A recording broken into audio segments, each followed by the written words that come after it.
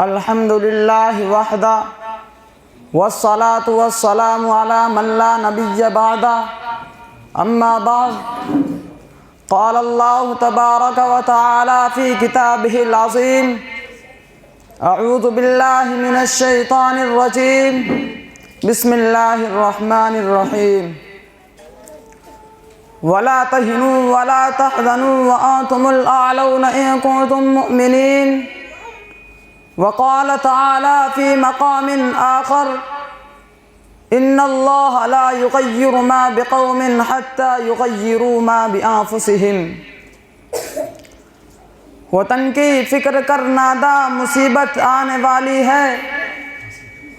وطن کی فکر کر نادا مصیبت آنے والی ہے،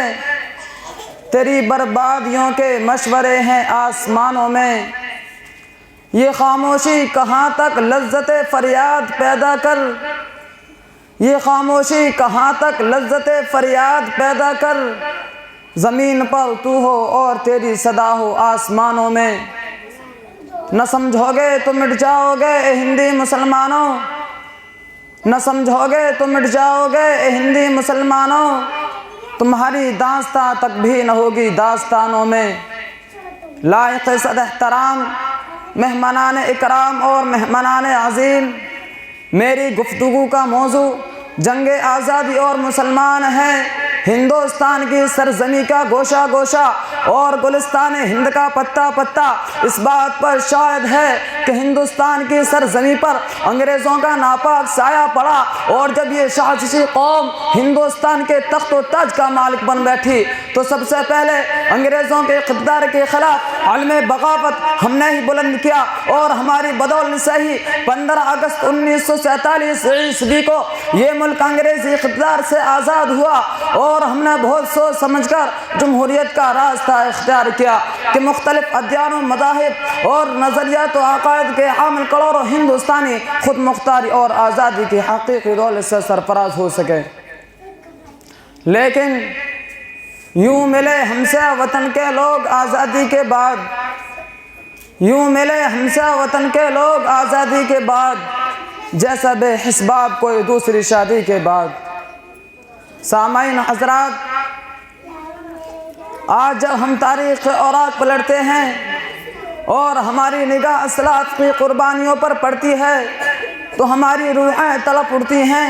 ہمارے رونگٹے کھڑے ہو جاتے ہیں، بدن لرز اٹھتا ہے، دل کانپنے اور دھڑکنے لگتا ہے، زبان گنگ اور آنکھیں اشکبار ہو جاتی ہیں کہ وہ ہندوستان جس کی حریت کے باغوں کو مسلمانوں نے اپنے خون و جگر سے سینچا تھا، اس کی آزادی کی خاطر بحر ناشنائے ساحل میں کود پڑے اور موجوں سے کھیلتے ہوئے مجدھار تک جا پہنچتے ہیں اور بے پناہ قربانیوں کے ذریعے اس کو پروان چڑھایا تھا۔ آج ان کی جد و جہاد اور قد و کاوش کو یکسر بھلایا جا رہا ہے۔ وہ ملک جس کی آزادی کی خاطر حضرت شیخ الہند نے ریشمی رومال کی تحریک چلائی، شیخ الاسلام نے پھانسی کے پھندے کو چوما، ڈار پر مسکرائے، کالے پانی کی سیر کی، جزیرے کو آباد کیا، آج ان کی قربانیوں کو تاریخ کے اوراق سے مٹایا جا رہا ہے۔ وہ دھرتی جس کے لیے مسلمانوں نے اپنا خون پانی کی طرح بہایا تھا، وہی آج ظلم و ستم کا تختہ مشق بنی ہوئی ہے۔ یہی ملک آج ہمیں دھکے مار مار کر نکال رہا ہے، جنگ آزادی سے ہمارے نام و نشان کو مٹایا جا رہا ہے،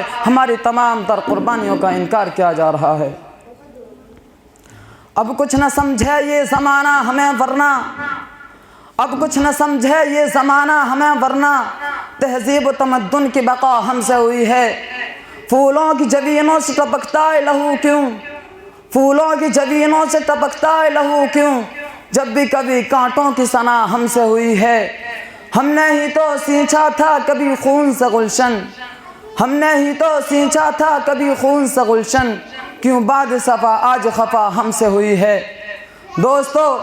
ہندوستان کی سرزمین کا گوشہ گوشہ بے گناہ مسلمانوں کے خونوں میں بھرا پڑا ہے، اور ان کی بہنوں بیٹیوں کی عفت و عصمت کے دامن تار تار ہیں۔ مسلمانوں کی زندگی سسک رہی ہے، گلشن ہندی ان کے لیے ماتم کدا بنا ہوا ہے، اور نفرت و تعصب کے شعلے بھڑک رہے ہیں۔ ہائے، یہ کیسی آزادی ہے کہ مسلمانوں کے جان و مال محفوظ نہیں، ہماری عزت و آبرو پر حملہ ہو رہا ہے، ہمارے حقوق کو پامال کیا جا رہا ہے، ہماری آواز آبادیوں کو ویران کیا جا رہا ہے، ہماری مسجدوں اور مدارس و مکاتب کو مسمار کیا جا رہا ہے، ہماری خانقاہ و معابد پر بنیاد پرستی کا الزام لگایا جا رہا ہے، قربانی پر پابندی لگائی جا رہی ہے، لاؤڈ اسپیکر اذان کے خلاف مقدمہ بازی ہو رہی ہے، خدائے قانون، قرآنی دستور اور مسلم پرسنل کی ترمیم کی کوشش کی جا رہی ہے۔ حد تو یہ ہے کہ جن لوگوں کا ملک کی آزادی میں کوئی کردار نہیں، وہ برملا اعلان کر رہا ہے کہ ہمارا احسان ہے، ہم ہندوستان میں مسلمانوں کو رہنے دے رہے ہیں،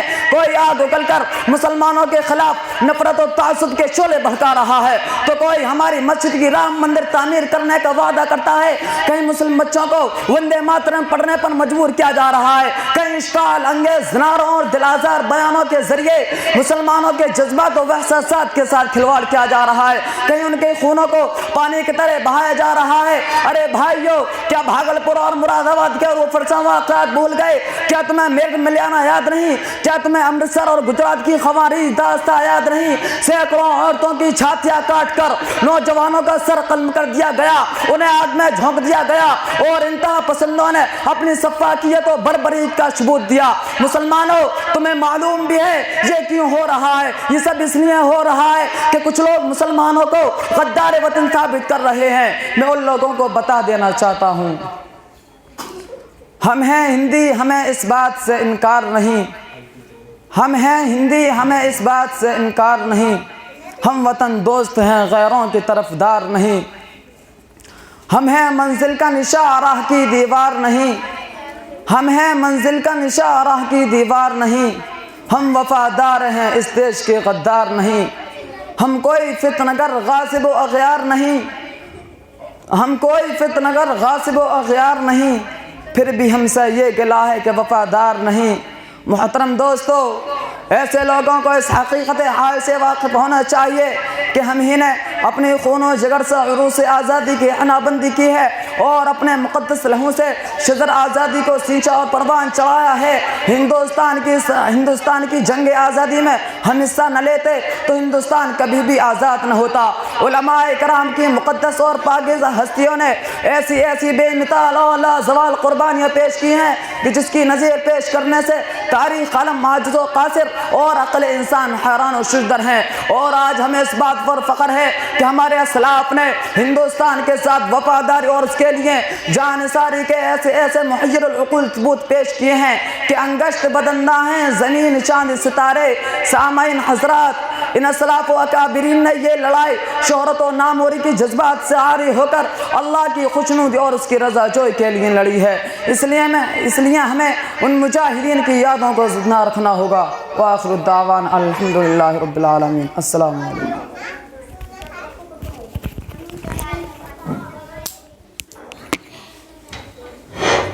اس کے بعد میں آواز